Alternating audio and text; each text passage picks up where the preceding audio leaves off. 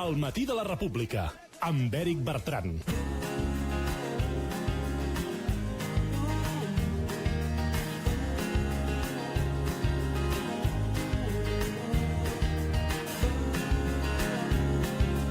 Set minuts que passen de 2:15. Bon dia, Miquel Muñoz, com estàs? Hola, molt bon dia. Què molt fas? Bé. Mira, aquí hem vingut avui per parlar una mica Sí. d'empreses, de Catalunya, d'emprenedoria. Tenim uns dies complicats, Sí, però... hi ha dies que, clar, hem de canviar l'actualitat, etc.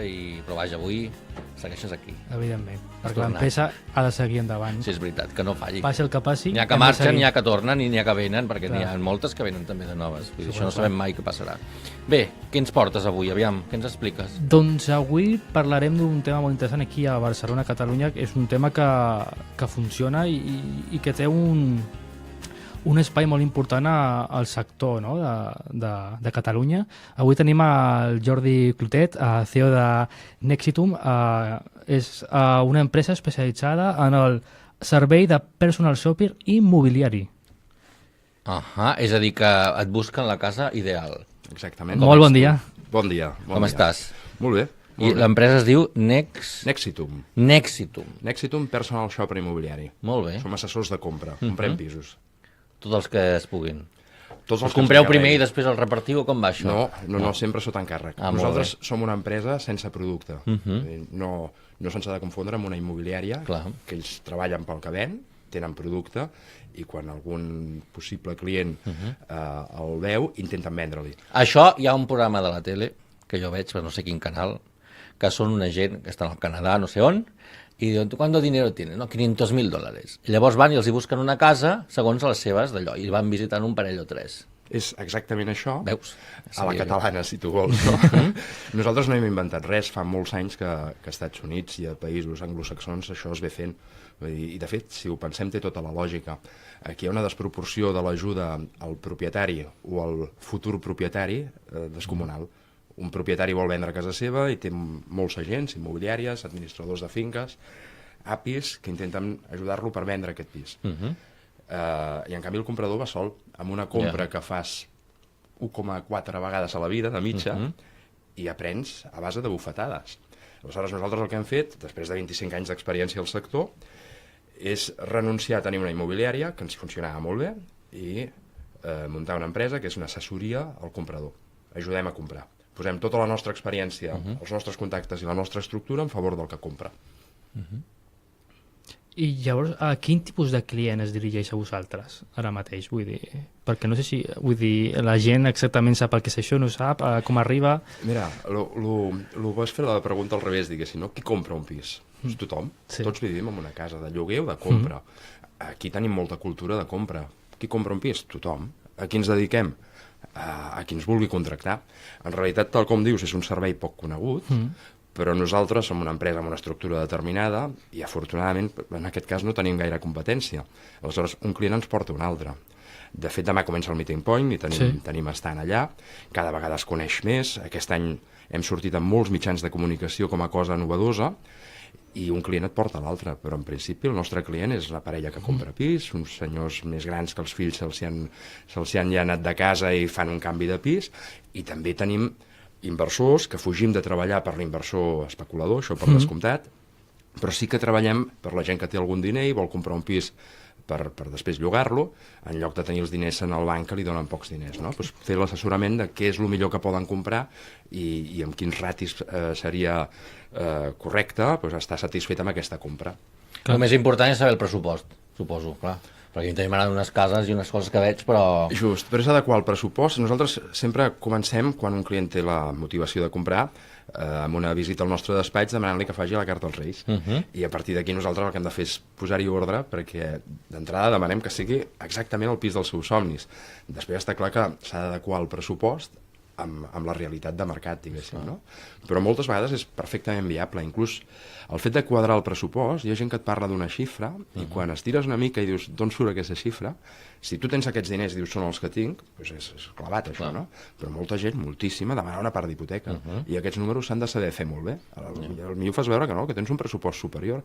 La gent ha de donar uns estalvis i una quota mensual de pagar hipoteca i si saps negociar amb els bancs, doncs que això és lo nostre també, no? Sí. Com ho fem constantment, doncs ho fem millor que si ho fas una vegada, com tothom, no? I aleshores aquella persona se'n dona compte que té un pressupost superior al que ell creia. Que pot assumir, no? Una mica Que el sabent pot- també... Exacte, exactament. Això és molt interessant de saber. I a vegades la gent no s'ho sap fer, això. La majoria de vegades. Inclús avui internet dona informació a tothom i és fabulós, però aquesta informació s'ha de saber gestionar. Sí, perquè portem molts anys que això de les immobiliàries doncs anaves allà aquelles de color verd, totes amb la corbateta verda i tot allò, però eren gent que agafaven potser amb uns sous una mica així, que tal li feia, ells volien vendre. A mi em van clavar 8.000 euros, que no sabem, no estan enlloc a cap factura, aquelles coses que es van donar allà i no saps de per què, no? Vull dir que és una mica així, no? Anava tot una mica en aquest... Suposo que és anar contra això. Mira, jo tinc 49 anys i des dels 20 que em dedico al sector. Per tant, n'estic molt orgullós del sector immobiliari i de les immobiliàries en general. Però sí que és cert que dins d'un sector que es belluguen tantíssims diners, doncs s'hi treballa a vegades una mica tothom. I moltes vegades un teòric professional porta 3 mesos al sector i no és un professional. Però tothom es veu en cor de vendre una casa perquè en realitat una casa o un pis en sabeu tant com jo. A tu t'agradarà un pis, al Miquel un altre i a mi un altre. Bé, no, això es va a gustos, no? I vendre alguna cosa, doncs tothom es veu en cor de vendre alguna cosa. I això és el que, tal com dius, vull dir, han sortit empreses amb corbates de colors o americanes de colors, no cal dir quins, no? Però que per una comissió són capaços de qualsevol cosa. Una major part del sector treballa molt bé, però hi ha un percentatge que no treballa molt bé. Hi ha alguns que treballen molt malament. I, en canvi, com a comprador, no pot ser la loteria d'aviam qui t'atén. Per tant, tu has d'escollir qui defensa els teus interessos. Has d'anar de la mà d'algú que cobri de tu, que no cobri de ningú més, i que defensi els teus interessos. I això és poder fer una compra òptima. Quan dura el procés aquest per trobar un pis? Perquè, clar, a vegades, bueno, depèn, no? Hi ha gent que és molt quisquillosa, diu, no li agrada mai res, no? Però ja aquest ja m'està bé. Però també una mica vosaltres, amb la mitja, com va això? Tenim la sort a dia d'avui que podem escollir els clients pels quals treballem, també et dic. Vull dir que això és un gran avantatge en qualsevol sector. Però que després d'aquesta carta als Reis, després de validar el pressupost que tenen, nosaltres també acceptem l'encàrrec o no. Nosaltres només acceptem l'encàrrec que veiem que és coherent i que podem aconseguir aquesta vivenda. Si no, no l'agafem. Si hi ha una disparitat, no l'agafem. Aleshores, la mitja des de que se'ns contracta fins que trobem, això és una mitja, són 9 setmanes. Però les mitges no serveixen de res. Si tu ens contractes i t'ho trobem en 10 dies, per tu seran 10 dies. I aquí pot estar 4 o 5 mesos en funció... Veure un pis o comprar un pis no és una qüestió de temps, sinó de feina. Nosaltres penseu que si ens contracteu a nosaltres per trobar pis, jo poso una persona que està formada, que té un sou, que té una seguretat social, tot està correcte, i l'únic que fa, la seva feina és buscar-te pis i aixecar opcions per presentar-nos a nosaltres, els gerents de l'empresa, coses interessants pel client que ens ha contractat. Filtrem fins que el nostre client veu una selecció en el que diu, ostres, aquest m'agrada. Doncs a partir d'aquí, jo personalment negocio el preu, sempre és molt més fàcil negociar per un tercer que per un mateix, i aleshores l'altra part del nostre equip, un arquitecte valida, estàs comprant un trosset d'una finca normalment, més que un pis. El pis et pot encantar, però tu has de saber si l'any que ve potser està previst fer la façana del darrere i t'has posat a pagar una hipoteca que et fa anar una mica escanyat i ara et diuen, ara ja farem una derrama de X. Són coses que es poden preveure. A nivell jurídic el mateix, el nostre advocat valida que el que estàs comprant estigui en condicions. Anem a l'Ajuntament que no hi hagi una afectació. O sigui, és un checklist que s'ha de fer. Igual que un metge, quan ens fa una operació, no ens superen així com així, sinó que primer hi ha un preoperatori, a la compra d'un pis és exactament el mateix. I per nosaltres és la nostra rutina i ho fem. I l'avantatge és poder-ho fer directament pel comprador que ens ha contractat. Vull dir, no tenim un interès de vendre-li res. Ajudem a comprar. No sé si igual si són 9 setmanes o 14. L'objectiu és que el nostre client compri bé i ell ens porta un altre client després. Això els vam començar a conèixer, aquest tipus de persones, amb aquella gent que t'acompanyava a comprar roba. Una mica el personal shopper, que se li deia, no? Ara hi ha un personal shopper, però d'immobiliàries. I el personal shopper sempre es va considerar una cosa de categoria, de luxe, de pijerío, etc.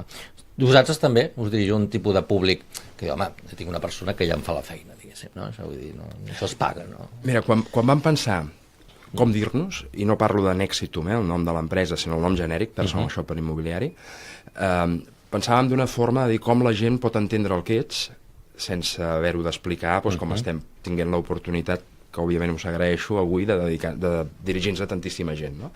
Quan dius ets personal shopper immobiliari, la gent dedueix a què et dediques. Però alhora vam veure també que podia haver-hi un conflicte en què la gent pensés que és algo elitista, que això ens podia contratar un futbolista perquè ell passava d'anar a veure pisos, diguéssim, no? I és precisament per això que estem fent la feina diària, perquè no, vull dir, qualsevol persona que pugui comprar un pis, que això ja és elitista, vull dir, no tothom pot comprar un pis, ja partim d'aquesta base, hi ha molta gent que no pot comprar un pis, però tothom que pugui comprar un pis ens pot contractar. De fet, compra més econòmic, comprant a través nostre, que fent-ho sol. Per tant, òbviament ens hi guanyem la vida, està clar. Sí, esclar, és una empresa. Sí, però vull dir, almenys el client sap que explicaves tu que et va passar, que dius, ostres, hi havia allà 8.000 euros que no sé on van anar a parar. Sí, no consten. El client nostre, quan ve a veure'ns... És una empresa que està por ahí, vull dir que n'hi ha diverses. Vull dir que són, sí. I que ho plantegen molt d'entrada, això també, no? El nostre client, quan fa la carta als Reis i quan nosaltres li diem si és viable o no, sap que cobrem. Nosaltres no cobrem un percentatge, que d'alguna forma, si fos un 3, un 4 o un 12, és indiferent, seria un conflicte d'interessos. Jo el que vull és que el nostre client compri el més econòmic possible. Doncs no té lògica cobrar un percentatge. Per tant, és una tarifa plana en funció de la feina que s'ha de fer. Cada feina és diferent i cada client és un món. Però el nostre client, abans de contractar-ne, sap què cobrem i quan ho cobrem. Nosaltres hi ha una provisió de fons per la nostra feina, perquè sap que posem uns mitjans al seu abast des del minut 1, i a la resta es fa el dia que s'entreguen les claus i que s'ha fet al final de la feina. Però a un client no se li genera el dubte que tu em dius que tens, de dir, hosti, qui ha cobrat, qui ha deixat de cobrar, on estan aquests calés? Òbviament factura sempre, des del primer dia se sap què, i saps on va separar. I tu que veus tants pisos, com està el sector? Perquè clar, fa uns anys va haver tot el merder que va haver, no? Després van baixar els preus, gràcies a això ens vam comprar, jo vaig comprar un pis a Barcelona, una casa fora, vull dir, els preus van baixar molt, ara sembla que torna a pujar. Hem fet bé comprant? O no hem fet bé? O què? Perquè tot pot tornar a baixada. Tot el que puja pot baixar. Pot ser independents demà, vull dir, que hi pot haver un caos que no sabem. Exacte. Què? Com va tot això? Com està? Mira, tal com deies, veig molts pisos, i no d'ara, sinó de fa molts anys. Per tant, jo he viscut diferents crisis. Aleshores, per mi, comprar un pis a una ciutat com Barcelona, per exemple, és un valor segur. Ara, si has de menester els diners després d'haver-lo comprat, òbviament les coses baixen a vegades, no? A mig, llarg plaç, sempre és un valor segur. Comprar un pis en una ciutat com Barcelona o com d'altres capitals també. I en moltes poblacions, no només a les capitals. Com està el mercat ara? Pel tema del procés està parat. Per mi és un tema momentani. En l'últim any... O sigui, la gent no compra aquestes setmanes. No, la incertesa òbviament no ajuda mai, això és claríssim. Aleshores, si... Esperem una mica, potser baixa, no? És allò, aquell recurrent. Exacte, quan, amb la meva opinió, no han de baixar. Porten un any i mig pujant, i pujant de forma clara, molt clara, i tinc el convenciment de que els 2 propers anys segueix una pujada important.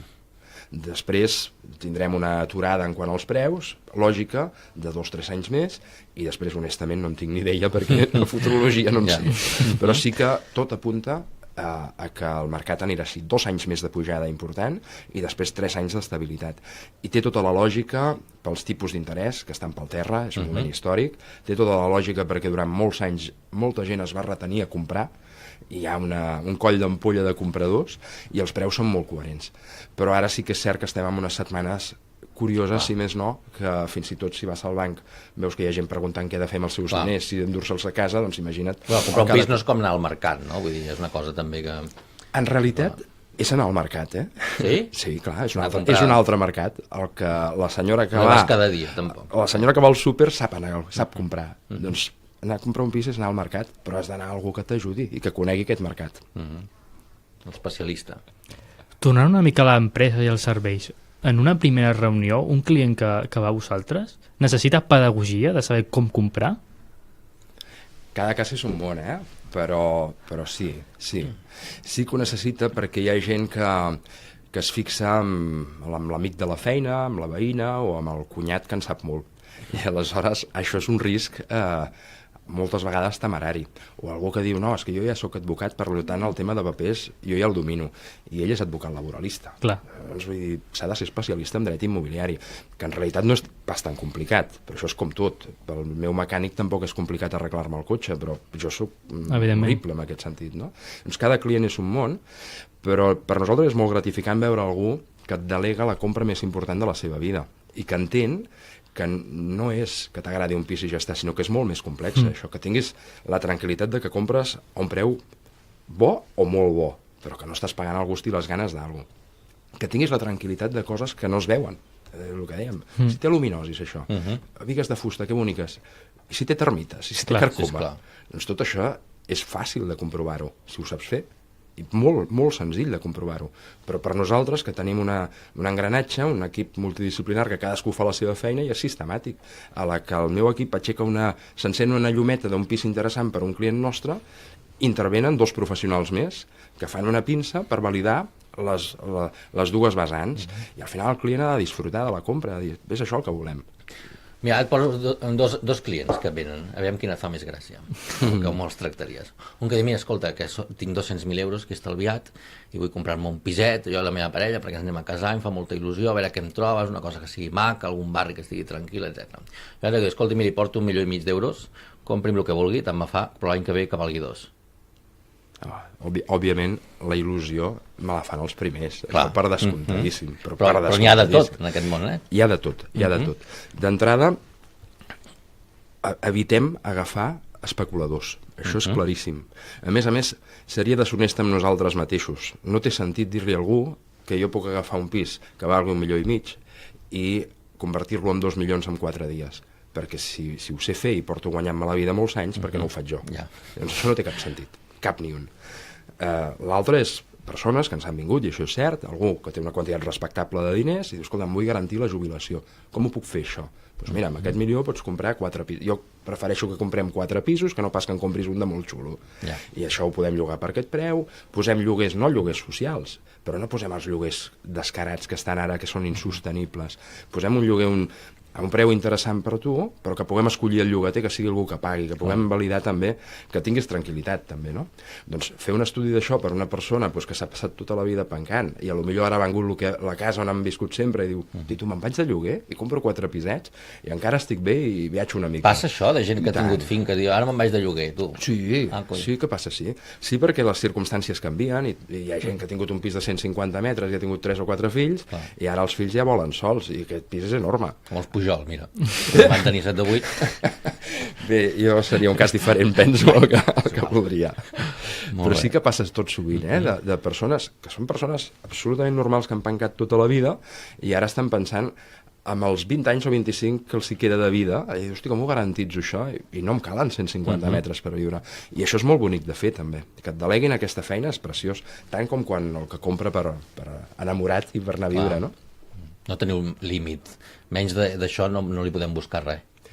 Sí, però no és una qüestió de la quantitat en si, sinó la quantitat envers el que vol. Pot venir amb 500.000 euros, però si el que vol val 800 i jo ho sé, no li podem agafar l'encàrrec. Només agafem no lo fàcil, no? Perquè si no ens contractarien. Òbviament hem de comprar coses que no estan a l'abast d'ells i això ho podem fer. I l'abast vostre és ciutat, és Catalunya, és estat, és internacional, és les Bermudes, és tot? Actualment és Barcelona capital. I a més també per una qüestió de coherència, us deia la meva experiència, la meva sòcia és d'algun anys menys per una qüestió de que és algo més jove que jo, però també porta tota la vida dedicada a això, i el coneixement exhaustiu el tenim de Barcelona. Aleshores, el know-how està aquí. Ara, si algú ens contracta per anar a comprar un cortijo a Sevilla, això és viable. Molt bonic. Però això és viable. Si algú de no sé quin punta de món vol contratar en Exitum per això, li farem un pressupost per això, jo hauré d'anar a buscar un partner a Sevilla que domini el mercat tan bé com el domino jo aquí, i nosaltres sabem validar exactament el mateix, però no és la nostra feina a dia d'avui. La nostra feina, la que ens agrada, la que estem fent precisament ara publicitat als cinemes de Barcelona per agafar la parelleta, que no coneix, tal com deies tu, no coneix el servei, i diu, ostres, hi ha una altra forma que no sigui anar a les immobiliàries o als portals d'internet, que el primer dia et fa il·lusió i el tercer estàs fins als nassos perquè intentes veure pisos i no pots. Este s'ha vendido, o aquest t'arriben tard, o aquest et van dir un metratge i no té res a veure amb el que et van dir, les fotos no coincideixen. Al principi un ho agafa amb ganes tot això, però es perden ràpid. Llavors esteu fet també molt de treball de pedagogia en el concepte de personal shopper immobiliari. Al final esteu fent un favor a tot el sector que cregui a partir d'aquí, no?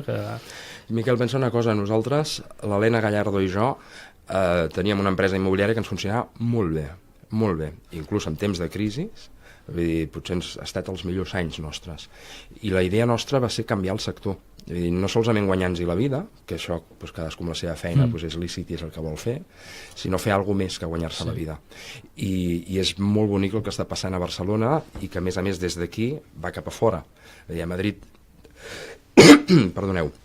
A Madrid també està passant, però en menor escala. Hem muntat l'Associació Espanyola de Personal Shoppers Immobiliaris, que a partir de demà estarem en un estant al Barcelona Meeting Point, i cada dia hi ha més professional del sector immobiliari que està dient, ostres, en lloc de ser tanta competència entre uns i altres per encarir els pisos de vegades i per barallar-nos per ajudar el que ven, anem a ajudar el que compra. L'única cosa que estem mirant és que això... el sector immobiliari malauradament no té bona premsa, les coses com siguin, i per alguna cosa serà. Aleshores, el personal shopper immobiliari a dia d'avui està molt net, i el que mirem des de l'associació és que el que faci aquest canvi el faci de debò. O sigui, el que no pots fer és vendre pisos i ajudar a comprar pisos. Tu no pots vendre. Nexitum no té pisos ni en tindrà mai. Només ajudem a comprar, venem un servei. I això ha de ser sagrat. I el grau de satisfacció dels clients deu ser molt elevat, suposo, també. Us conviden a sopar un cop ja tenen la casa muntada. Doncs vine a veure com ha quedat, no? És molt emocionant perquè és ben bé així. És ben bé així. En venda això no passa. Quan ajudes a comprar estàs visquent amb la il·lusió colze amb colze amb el client.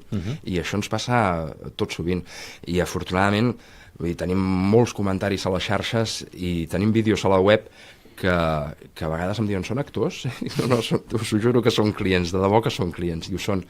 Sí, tenim un grau de satisfacció a dia d'avui que potser és perquè tampoc agafem qualsevol client ni tenim un volum excessiu. Nosaltres treballem sempre amb una mitja de 8, 10, 12 clients, només no tenim estructura per donar un servei de qualitat a més clients. Bé, doncs, home, escolta, no sé, on us poden trobar? Tenim una web aquí, Nexitum. I tant. Nexitum.com, no? A Nexitum.com, sí, directament. Aquí ens podeu trobar i tenim les oficines al carrer Mallorca 228, entre Rambla Catalunya i Balmes. És el centre, Just al Rovell de l'Ou. Molt bé, escolta. Què hem de fer? Aniràs o no? Sí, buscar pis i amb ells, perquè si no, al tens final... ja de pis. Però sempre hem de buscar un altre. Molt bé. Moltes gràcies doncs, per acompanyar-nos avui.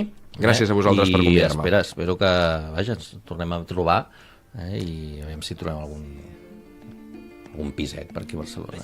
Quan es toqui la loteria. Gràcies, Miquel. Moltes gràcies. Gràcies fins la propera.